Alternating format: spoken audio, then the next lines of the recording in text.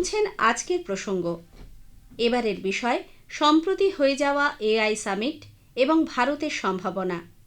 কৃত্রিম বুদ্ধিমত্তা বিশেষজ্ঞ সৌম্য শুভ্র রয়ের সঙ্গে কথা বলেছেন কাশফিন নাহার। এআই অর্থাৎ আর্টিফিশিয়াল ইন্টেলিজেন্স বা কৃত্রিম বুদ্ধিমত্তা, যেটা এই মুহূর্তে দাঁড়িয়ে প্রত্যেকের কাছেই ভীষণ কৌতূহলের একটি জায়গা। তো আজকে আমরা স্টুডিওতে রয়েছি, আমাদের সঙ্গে রয়েছেন এআই বিশেষজ্ঞ সৌম্য শুভ্র রয়। আপনাকে অনেক ধন্যবাদ আমাদের স্টুডিওতে আসার জন্য। আজকে আমাদের বিষয় হলো সম্প্রতি হয়ে যাওয়া এআই সামিট এবং ভারতের সম্ভাবনা। আপনি যেহেতু এই এআই সামিটে ছিলেন, ওখানে যোগ দিয়েছিলেন, তো প্রথমেই জানতে চাইবো যে এই এআই সামিটে তো বহু দেশ যোগ দিয়েছিলেন, বহু দেশের প্রতিনিধিরা এসেছিলেন। ওখানে থেকে আপনার কি মনে হয়েছে ভারতের সম্ভাবনা কতটা? যেহেতু আমি নিজে ওখানে এআই সামিটে ছিলাম, এআই সামিট এই বছরের যে সামিটটা হয়েছে 5 দিন ধরে হয়েছে, তার মধ্যে আমি 2 দিন ছিলাম এবং ওই 2 দিনে আমি যা দেখতে পেয়েছি এবং বুঝেছি, ভারতের এআইয়ের ওপর যে ফোকাস এবছর খুব বেশি। ভারত এবং পুরো বিশ্বকে জানিয়ে দিয়েছে যে পরবর্তীকালে India will be AI hub.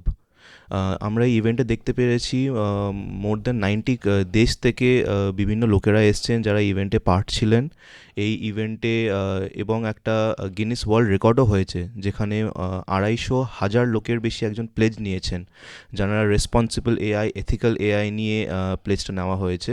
কারণ এআই ইউজ করার আগে আমাদেরকে আগে বুঝে নিতে হবে যে এআইয়ের অনেক রিস্কও আছে, লোকে অনেক এআই যেহেতু নতুন একটা সাবজেক্ট, এটা নিয়ে লোকের অনেক প্রশ্ন আছে। তাই জন্য এটার সেফটি নিয়ে প্রথমে আমরা সবাই একটা প্লেজ নিয়েছি যে যা আমরা এটা যেখানে ইউজ করব এবং এটা যেখানে ব্যবহার হবে একদম এথিক্যালি ইউজ হবে এবং সেফলি ইউজ হবে। সেক্ষেত্রে জানতে চাইবো যে বিশেষভাবে জোর দেওয়া হয়েছে শিক্ষা, স্বাস্থ্য এবং কৃষিক্ষেত্রে। শিক্ষাক্ষেত্রে এআই আমরা কিভাবে ইউজ করতে পারি? এখানে বিভিন্ন ক্ষেত্রে শিক্ষা যেহেতু হচ্ছে এমন একটা কম্পোনেন্ট যেটা সবার জীবনে কোনো না কোনো সময় থাকে, সেখানে আমরা এই ইভেন্টেও দেখতে পেরেছি কী করে প্রত্যেক লোকের জীবনে শিক্ষার একটা যে রিকোয়ারমেন্ট সেটা যেহেতু আলাদা, তাই জন্য কী করে আমরা এআই ইউজ করি সবার জন্য একটা পার্সোনালাইজড এডুকেশন তৈরি করতে পারি।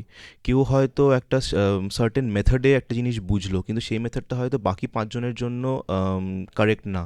এই জিনিসগুলো কী করে এআই দিয়ে আমরা করতে পারি।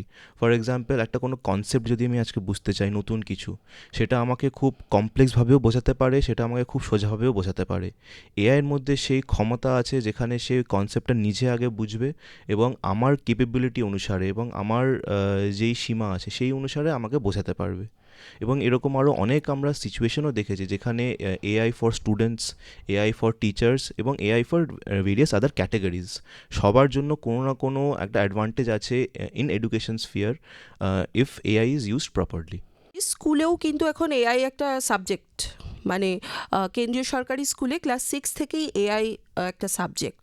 তো সেই ক্ষেত্রে একদম ছোট যারা, তাদেরকে কিভাবে এআই এর সঙ্গে পরিচয় করানো সম্ভব? এআই ব্যবহার করার আগেও যেটা খুব দরকার হচ্ছে অ্যাওয়ারনেস, যে এআই বিষয়টা কি, এআইয়ের অ্যাডভান্টেজ কী, ডিসঅ্যাডভান্টেজ কী, তার রিস্ক কী, এআই কী করে আমাদেরকে সাহায্য করতে পারে। তো একদম ছোট বয়স থেকেই যদি ওই ইনফরমেশনগুলো পাওয়া যেতে পারে, পরবর্তীকালে তারপর সে এআই কী করে ব্যবহার করবে। কিন্তু আগে খুব দরকার তার জানার যে এই এআই ইউজ করে তার ক্ষতি হতে পারে নাকি তার লাভ হতে পারে। এই যে অ্যাওয়ারনেসটা, এটা খুব দরকার। এবং আমরা এই ইভেন্টেও দেখতে পেরেছি যে এত হাজারে হাজারে লোক এসছে এবার, তার মানে এআই সত্যি এখন একটা জাস্ট ফিউচারের টেকনোলজি না, এআই হচ্ছে একটা প্রেজেন্টের টেকনোলজি যেটা সবাই অলরেডি খুব ভাবছে কী করে তাদের ডেলি লাইফে ইউজ করা যেতে পারে। এবং যারা বাচ্চাদের ক্ষেত্রে আমি বলবো education of course one of the মানে মেন ডোমেন যেখানে এআই ইউজ হচ্ছে। এবং আপনি দেখবেন যে কোনো ডোমেন যেখানে কন্টেন্ট নিয়ে খুব কাজ হচ্ছে, সেটা টেক্সট কন্টেন্ট হোক, অডিও হোক, ভিডিও, এখন সবই এআই দিয়ে জেনারেট করা যায়। তাই জন্য সেটা এখন এআইও এমন লেভেলে পৌঁছে গেছে যে এক্সপার্টের দরকার নেই এআই ইউজ করার জন্য। তার বাবা মা চাইলে এআই ইউজ করে তার ছেলে মেয়ের জন্য কিছু বানাতে পারে, তার টিচার চাইলে তার স্টুডেন্টের জন্য খুবই কিউরেটেড, খুবই পার্সোনালাইজড কন্টেন্ট বানাতে পারে। এন্ড অফ দ্য ডে যাতে স্টুডেন্টের তাতে লাভ হয়, যাতে তার ভালো হয়। হ্যাঁ, মানে এখন তো আমরা দেখতে পাই যে এআই দিয়ে তৈরি বিভিন্ন টেক্সট, যেগুলো বোঝানোর জন্য টেক্সট টিউশন, সেগুলোও বাচ্চাদের জন্য কিন্তু অ্যাভেলেবেল হয়ে একদম গেছে। একদম। আর এখন টেক্সট অবধিও সীমিত নয়, এখন ভিডিও হোক সব মানে ইনফোগ্রাফিক্স এখন সব মিডিয়ামেই এআই এমনভাবে অ্যাডভান্স করে গেছে যে মানে সব মিডিয়ামেই এখন সেই কন্টেন্ট তৈরি করা যাচ্ছে। আচ্ছা, শিক্ষার পর আমরা জানতে চাইবো যে স্বাস্থ্যক্ষেত্রে কিভাবে ব্যবহার করা যেতে পারে। স্বাস্থ্যক্ষেত্র আগেন আরেকটা ডোমেন যেখানে অনেক অনেক লোক ইনভলভড, এখানে মানে অন দ্য ডিমান্ড সাইড। আর এখানে আমরা জানি ভারতের মতন দেশে যতই ডাক্তার হোক, নার্স হোক, কি যারা অন দ্য প্রফেশনাল সাইডে আছেন তারা কেটার করতে পারেন না সবাইকে। তাই জন্য এখানে আমরা দেখেছি এআই ইউজ করে যাতে পেশেন্টেরও তাড়াতাড়ি আরও মানে কম ট্রিটমেন্ট, সময়ে যাতে আমরা কম treatment সময়ে দিতে আরও পারি। ট্রিটমেন্ট করতে পারি, এবং এই যে প্রসেসটাই কী করে আরও ছোট করে আনা যায় আর কি। তো এখানে আপনি কিছু কিছু যদি আমি আপনাকে এক্সাম্পল দিই, ফর এক্সাম্পল এখানে সাপোজ যে প্রেসক্রিপশন লিখছে ডাক্তার, সে প্রেসক্রিপশন অনেক সময় তো আমরা সঙ্গে সঙ্গে দিতে পারি না, সেটা যদি একটা ডিজিটাল কপি করা হয়, সেটা যদি এআই ইউজ করে একটা ওসিআর করে নেওয়া হয়, তাহলে সঙ্গে সঙ্গে সেটা তার ফার্মাসির কাছে চলে যেতে পারে, সেটা পেশেন্টের কাছে চলে যেতে পারে। এখানে যদি আমি বলি সাপোজ আমি ডাক্তারের কাছে এসেছি, তার তো আমার মেডিকেল হিস্ট্রি চাই, তো মেডিকেল হিস্ট্রি হয়তো আমার আগের 10 বছরের একটা মেডিকেল হিস্ট্রি আছে, তো ডাক্তারের এখন তখন সম্ভব না যে সে পুরো মেডিকেল হিস্ট্রি বসে ওখানে পড়বে। এআই ইউজ করে এখন হয়তো আমার এখন যেই যে সিমটম আছে সেই সম্পর্ক বা সেই রিলেটেড কি আমার কেস হিস্ট্রিতে আগে হয়েছে, সেগুলো সে এখন মানে কিছু সেকেন্ডের মধ্যে বার করে সে বুঝে নিতে পারে। এবং এরকম এআই ইউজ করেই আমরা দেখেছি অনেক প্রসেস এখন অনেক টাইম কমিয়ে দিচ্ছে। আচ্ছা, এবার আসি কৃষি ক্ষেত্রে, কেননা আমাদের দেশ কৃষি নির্ভর দেশ এবং আমাদের রাজ্যও তাই।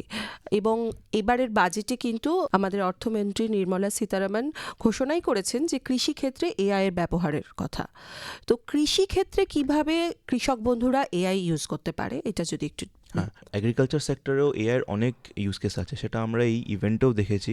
বিভিন্ন কোম্পানি, সরকারি বেসরকারি, যারা তাদের অনেক প্রোডাক্ট বানিয়েছে, তারা কি করে এগ্রিকালচার সেক্টরে এআই কি করে ব্যবহার হতে পারে। সেখানে আমরা যদি ড্রোন টেকনোলজি থেকে শুরু করে, যেখানে অনেক জমিতে অনেক ফসল যেখানে আছে তার ড্রোন ইউজ করে, ক্যামেরা ইউজ করে কি করে আগে থেকে যাচাই করা যেতে পারে যে কোথাও কোনো ডিজিজ হয়েছে কিনা, বা কোনো ওখানে পেস্টিসাইড বা ফার্টিলাইজার কিছু দরকার কিনা, সেই অ্যানালিসিস থেকে শুরু করে, এবং ওই ড্রোন ইউজ করে ওই বিভিন্ন জায়গায় যেখানে যেখানে দরকার সেই পেস্টিসাইড ছড়ানো পর্যন্ত। কারণ যখন একটা ফার্মার সেখানে গিয়ে করবে, সে তো পুরো জমি জুড়ে স্প্রে করবে, কিন্তু ড্রোন টেকনোলজি ইউজ করে সে আগে একদম স্পেসিফিক জায়গায় দেখবে যে কোথায় সেটা দরকার, শুধু ওই জায়গাটায় স্প্রে করবে। তাতে কৃষিরও সেখানে তার টাকাও বাঁচছে এবং তার যে সময়টাও বাঁচছে। কৃষি প্রসঙ্গেই একটা কথা বলা খুব দরকার যে আবহাওয়া কৃষির সঙ্গে ভীষণভাবে জড়িত। আবহাওয়ার ক্ষেত্রেও তো এআই এর ইউজ হচ্ছে, সেক্ষেত্রে এই দুটোকে কিভাবে কানেক্ট করা যেতে পারে এআই এর সঙ্গে? এখন এআই যেহেতু হচ্ছে মানে এআইয়ের মূল এটা অ্যাডভান্টেজ হচ্ছে প্রেডিকশন। তো সে হচ্ছে মানে পরবর্তীকালে কি হতে পারে বা কি হতে চলেছে সেটা বলা আগে থেকে। তো আপনি যেটা বললেন ওয়েদার একটা খুব বড় ফ্যাক্টর, বা টেম্পারেচার, হিউমিডিটি বা যে রেইনফল খুব বড় ফ্যাক্টর, যে তার যেই ক্রপগুলো তৈরি করছে সেটার কোয়ালিটি কিরম হবে বা সেটা কি নষ্ট হয়ে যাবে কিনা, সেই জিনিসগুলো এআই ইউজ করে আগে থেকে প্রেডিক্ট করে। সে যদি একটা ফোনে জাস্ট নোটিফিকেশন সে পায়, তাহলে সে আগে থেকে কারণ সেও জানে যে কোন সিচুয়েশনে কি করতে হবে, কি করলে ভালো হবে, তাহলে সেগুলো প্রোঅ্যাক্টিভলি সেই স্টেপগুলো নিতে পারে। এই সামিটে ভারতের জন্য সবথেকে গুরুত্বপূর্ণ ঘোষণা বা বার্তা কি পাওয়া গেছে? ভারত এখন খুব ফোকাস করছে অন এআই সভরেনিটি। মানে এখন আমরা যখন এতদিন যখন আমরা এআই ভাবছিলাম, তখন ভারতের বাইরে যেই ওয়েস্টার্ন কান্ট্রি তারা যেই মডেল বানাচ্ছে, তারা যে সলিউশন বানাচ্ছে, আমরা এখন তখন শুধু আমরা ওগুলো ব্যবহার করছিলাম। কিন্তু অনারেবল পিএমও বলেছেন যে এখন এআইয়ের সব যে কম্পোনেন্ট সব আমরা ভারতে তৈরি করব। All the way starting from infrastructure, যে চিপ ইউজ হবে, যে এনার্জি এখানে ইউজ হবে, যে মডেলগুলো তৈরি হবে, এবং সফটওয়্যার যেগুলো ফাইনালি এই পুরো এআই সলিউশনটা ডেলিভার করবে, এই সব কম্পোনেন্ট এখন আমরা ইন্ডিয়াতে তৈরি করব। এবং এই সামিটে এই প্রসঙ্গে অনেক অ্যানাউন্সমেন্ট হয়েছে say about major investments from public as well as private companies. তার মানে আমরা মেক ইন ইন্ডিয়াতে আবার ফিরে আসছি। একদম make in India for the world. আচ্ছা, এই ক্ষেত্রে মেক ইন ইন্ডিয়া এবং ডিজিটাল ইন্ডিয়া এই দুটো উদ্যোগের সঙ্গে AI from India to the world, তাহলে সেটা কিভাবে দেখবো আমরা? এআই ইন্ডিয়াতে বানিয়ে কি করে আমরা বিদেশে পৌঁছাতে পারি তার খুব ফার্স্ট স্টেপ ছিল হচ্ছে আগে আমাদের ডিজিটালি অ্যাডভান্স হতে হবে, যেটা আমরা এর আগে 4-5 বছরে দেখতে পেরেছি। ইউপিআই এসছে এবং বিভিন্ন অনেক যেগুলো আমাদের ফ্যাসিলিটি পেয়েছি, যেগুলো আমাদের দেশকে ডিজিটালি অনেক এগিয়ে নিয়ে গেছে। ওটা আমাদের ফাউন্ডেশন লেয়ার ছিল। এখন ওইটা যেহেতু আমাদের কাছে রেডি আছে, আমরা এখন এআই নিয়ে খুব ফোকাস করছি, যখন যে মডেল তৈরি হবে। কারণ এই মডেল ইন্ডিয়ার জন্য যদি ভালো করে আমরা তৈরি করতে চাই, তাহলে এই মডেল ইন্ডিয়াতেই তৈরি হতে হবে এবং ইন্ডিয়ার ডেটার ওপর সেই মডেল তৈরি হতে হবে। আমাদের এখন ইন্ডিয়ার নেক্সট সেটাই ফোকাস, কী করে আমরা ইন্ডিয়াতে মডেল তৈরি করে, কারণ এখানকার লোকাল প্রবলেম সলভ করার জন্য যে মডেলগুলো তৈরি হচ্ছে সেগুলো তৈরি করে এবং সেটা এখন ইন্ডিয়াতে হোক কি বাইরে হোক, কেউ যদি ইন্ডিয়ার জন্য কোনো সলিউশন বানাতে চায় তাহলে তাকে এগুলো ব্যবহার করেই করতে হবে। আচ্ছা, বারবার একটা কথা উঠে এসেছে, প্রধানমন্ত্রীর ভাষণও উঠে এসেছে যে ভারত শুধু এআই টুলস তৈরি করবে তাই নয়, ভবিষ্যতে ভারত লিড করবে। এই ক্ষেত্রে কি মনে হয় সেই জায়গাটা কবে আসতে পারে?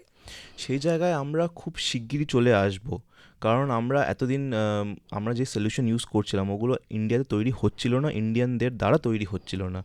আমরা এই সামিটেও দেখেছি একজন কোম্পানি যারা তাদের নিজস্ব একদম এআই মডেল তৈরি করেছে, যেটা এখন ভারতের আই থিঙ্ক 12-15টা ভাষায় সে কথা বলতে পারে, 12টা থেকে 15 সে ভাষা বুঝতে পারে।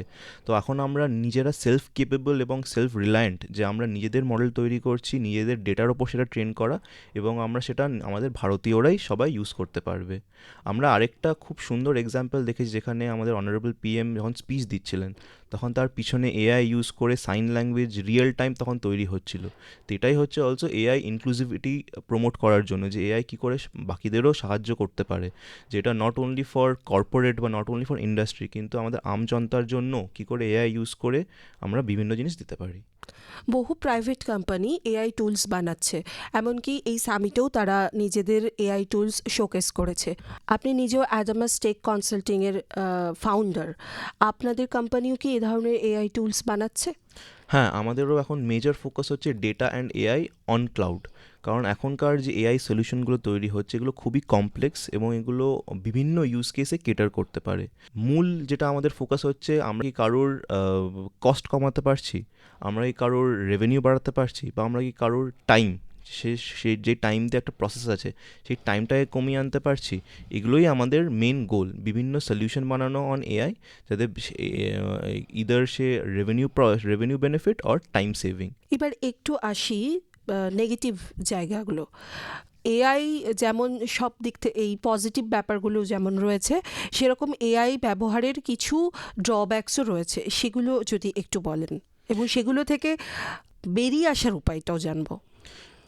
যে কোনো নতুন টেকনোলজি যখন আসে বা যখন অ্যাডভান্স টেকনোলজি আসে, তার একটা ভালো সাইড থাকে এবং একটা খারাপ সাইডও থাকে, কিন্তু এটা হচ্ছে একদমই যারা এন্ড ইউজার, যারা ব্যবহার করছে, এটা তাদের হাতে যে তারা এটা কীরমভাবে ব্যবহার করবে। কারণ আজকে যেখানে আমরা বলছি কন্টেন্ট জেনারেশন, যেখানে ছবি তৈরি হচ্ছে কি কোনো টেক্সট তৈরি হচ্ছে ইউজিং এআই, সেটা দিয়ে আমি ভালো ছবিও বানাতে পারি সেটা, এবং আমি খারাপ ছবিও সেটাতে বানাতে পারি। তাই জন্য আমরা ইভেন্টেও দেখেছি যে খুব স্ট্রং আগে প্রথমে আমাদের ফাউন্ডেশন তৈরি করতে হবে, যে প্রথমে ethical use of AI and safe use of AI. তাই জন্য এখন যে মডেলগুলো তৈরি হবে তার ভেতরেই যাতে এরকম মেকানিজম থাকে যে কেউ যদি সেটাকে কোনো ভুল কাজের জন্য ব্যবহার করে থাকে এবং কোনো যদি ইলিসিট কাজের জন্য সে ব্যবহার করতে চায়, যাতে সেইখানেই তাকে থামানো যায়। এবং বিভিন্ন এরকম টেকনোলজিও এখন বার করা হচ্ছে, যেটাকে আমরা বলি ডিপ ফেক যাতে ধরা যায়, যে এটা কোনো ছবি, যেটা ডক্টরড ছবি যেটাকে আমরা বলি, বা কোনো ডক্টরড কন্টেন্ট, সেগুলো যাতে আগেই ধরানো যায় বিফোর পুরো ইন্টারনেটে সার্কুলেট হওয়ার আগে। তো এরকম যখন টেকনোলজি এগোচ্ছে তখন এরকম কিছু রিস্ক থাকবে, কিন্তু পাশাপাশি আমরা সেরকম টেকনোলজিও দেখতে পারছি যেগুলো হচ্ছে যেগুলো রিস্ক আমরা বলছি, রিস্ক কী করে কমাতে পারে সেই দিকেও যাতে ফোকাস থাকে।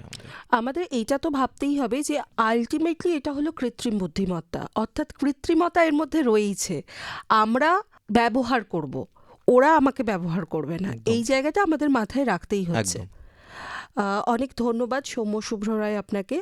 আশা করি আমাদের আজকের আলোচনা শুনে আকাশবাণীর শ্রোতা বন্ধুরা নিশ্চয়ই এআই সম্পর্কে কিছু কৌতূহল অন্তত মেটাতে পারবেন।